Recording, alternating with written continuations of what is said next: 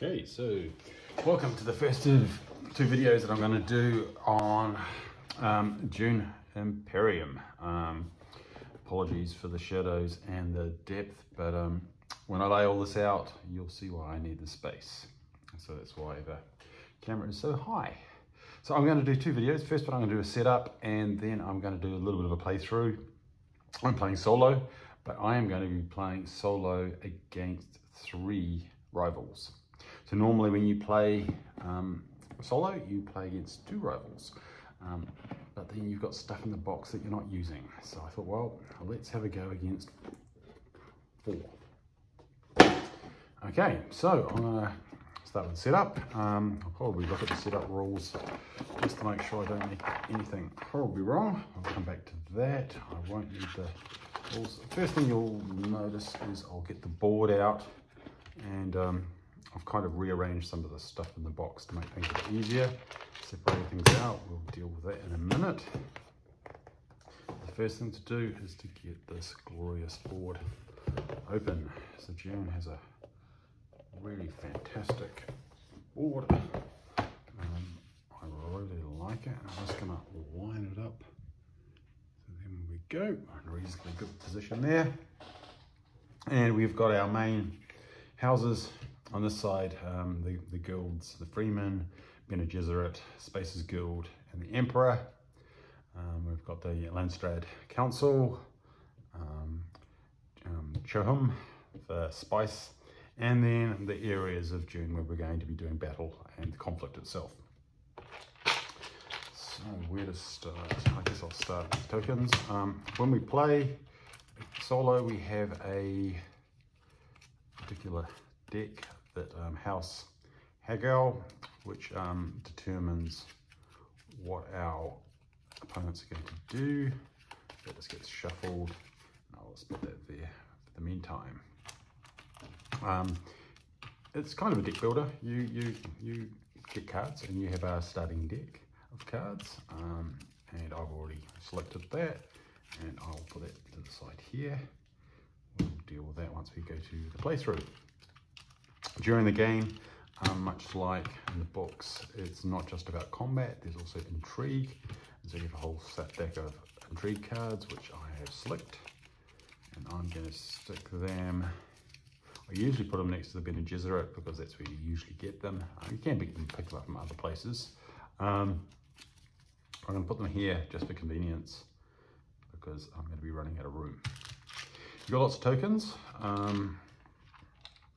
Some of these I leave in the container when I'm playing, others go on the board. So that's the first player token. So we'll stick that here just for the moment. Each of the main factions that we're trying to get influence on have their own token, which you can claim. And those tokens go at the top of each of these factions. So we'll put those in. The Emperor and the Freeman, and you get a victory point when you score that, or whoever scores that. So then we've got a couple of other tokens, which I will dig out. I imagine this is going to sound really scratchy and annoying, but there's just not much else to it. Okay, actually, digging into the box might be a good idea to pick up my rivals. So I'm going to play as Paul Atreides, and then there's a choice of 2 Harkonnens, 2 House Ritchie, should be another one in here, UC, and 2 House Thorvald. And I'll put Duke Lento back in the box. I like a bit of randomization, so I will just pick Baron Vladimir Harkonnen, and then we will also have Count Risi. I'm going to put him down here because I like the green ones at the bottom. And then I'll have the gold Countess Adrena Thorald. So I'll stick them on the side and I always let the top one go first. So Baron Harkonnen will be my go first, and I will go last. Got to give the automated a bit of an advantage. I'm going to put that under there just because, well, it can sound like it is. On the back of your the other rival cards is around and useful information, so I think I am going to stick that next to me here because I will use that later on when I do my playthrough. Okay, so this allows us to get us a little bit more organized. We take 2 of each of our player tokens. They go on each of our boards, so everyone gets 2. Our Mentat goes on our Mentat space. I'm going to be playing in Sudakar difficulty veteran, so the Mentat costs you 5, so you stick a 5 on there just to remind you of that. This is your victory point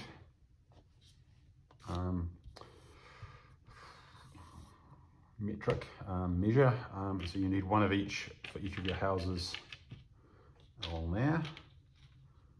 So we'll stick those into there. I'll keep the other one spare. That's if I want to go into council. The rivals don't go into council, so you can pretty much box up those other 3. To get your 3rd pawn, meeple, the Swordmaster, you have to pay 8 and use a green card. I just put that one there because they can't recruit and I can, and so that reminds me I can recruit it. These 3 go under the conflict cards, but I will do that in a minute.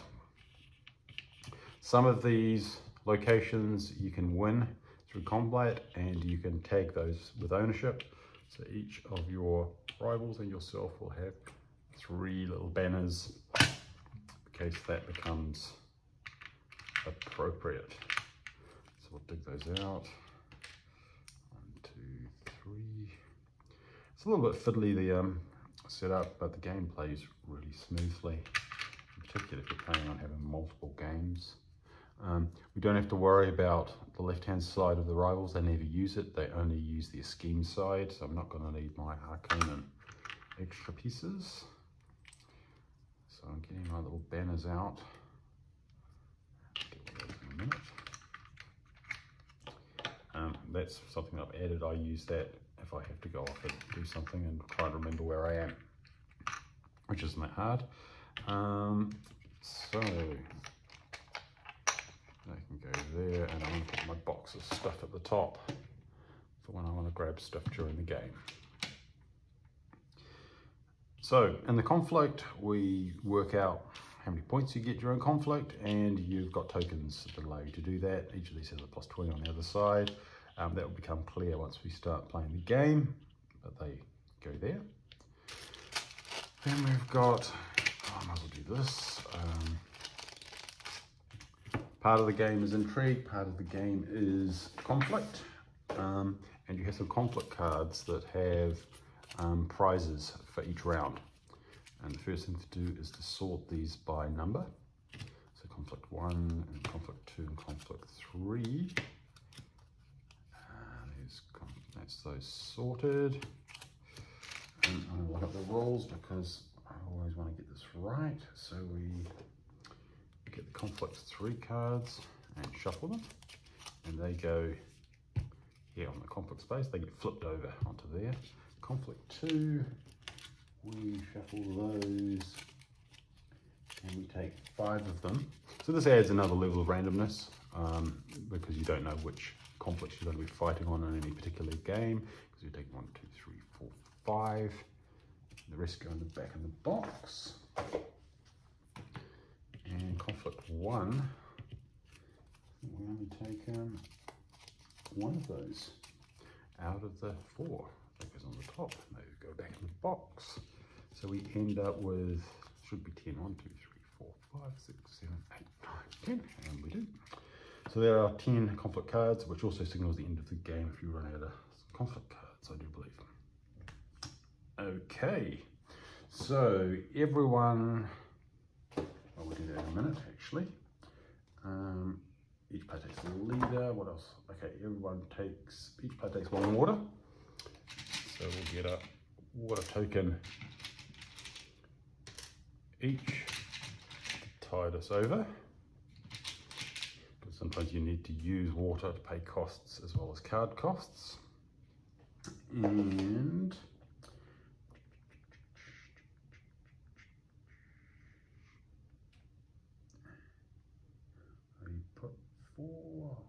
oh, that's right. So, well, then we've got all these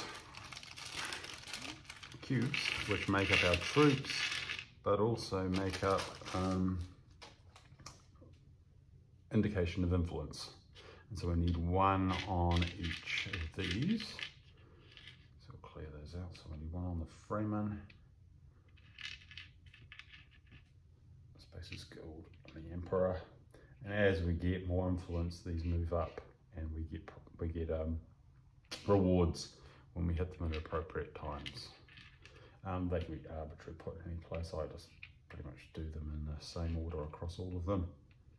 It just helps my bookkeeping when I start playing solo. And green. So that's my influence counters done.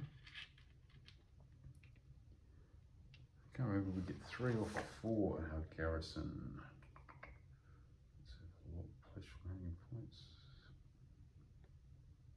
Okay, we get 3 troops in the garrison. I'm going to take this one because it's the closest to me.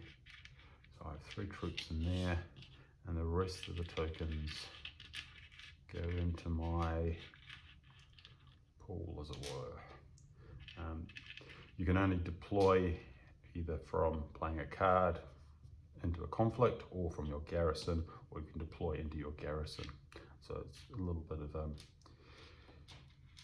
resource management. I'm going to play on veteran level, and there's a set of difficulty matrix. And so I don't get any extra resources.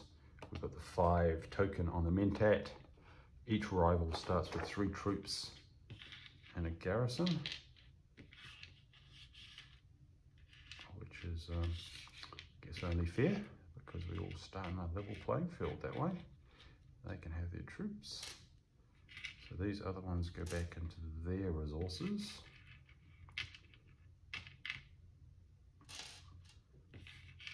Conan.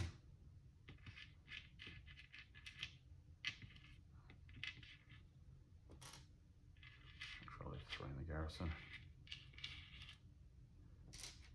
Okay. Okay, so then our meeples for our rivals, they come out at a certain time of the game. And so by playing pseudo level, they come out after 4 rival cards. So we go to our deck. 1, 2, 3, 1, 2, 3, 4. And we stick them under. So as soon as we draw that 4th card, it's 4. As soon as we draw that 4th conflict card, flip it over at the beginning of the turn. It's the first thing we do. They will then get allocated and can be used as normal. So pretty much I'm on the clock to get 8 Solari to buy mine so I can keep up. Otherwise I will only have 2, they will have 3, and things will go horribly wrong. They also start with 1 intrigue card, so they get a random one attached to them, and what they are used for is there's a kind of transfer for resources that the rivals earn to victory points as they go cruising up to win for 10. So if they get 3 intrigue cards, they instantly cash them in for a victory point. And so this is where resources that they gain during the game turn into victory points dynamically. And it makes it exciting.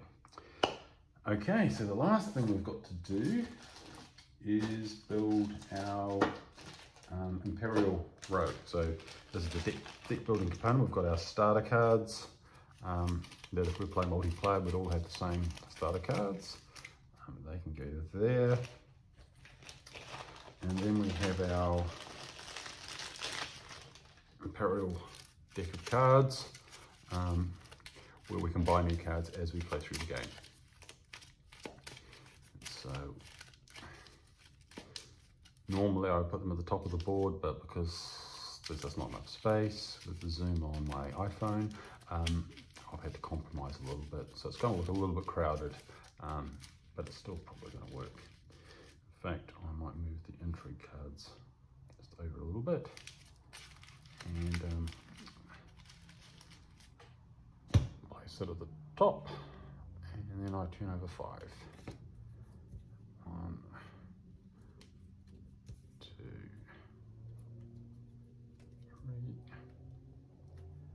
4, and I will turn that sideways.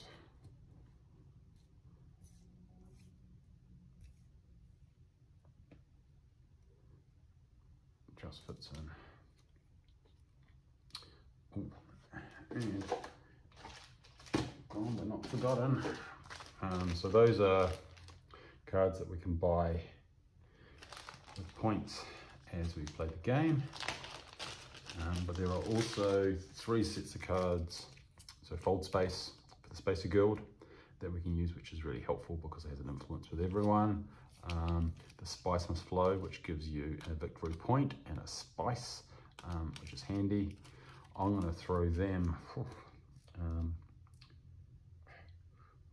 move it to the other side. I'll put them down here. Probably can't even see them, but I'll put fold space there, the Spice Must Flow, and Arrakis Liaison, which is gives us 2 points for 2 points, which again we can use to just make our deck a bit better. And I think we're pretty much, that's everything out of the box. We're good to go. So that is set up for 3 rivals, Sudokar difficulty, Dune Imperium. In a minute, I'm going to start playing. And then fun begins.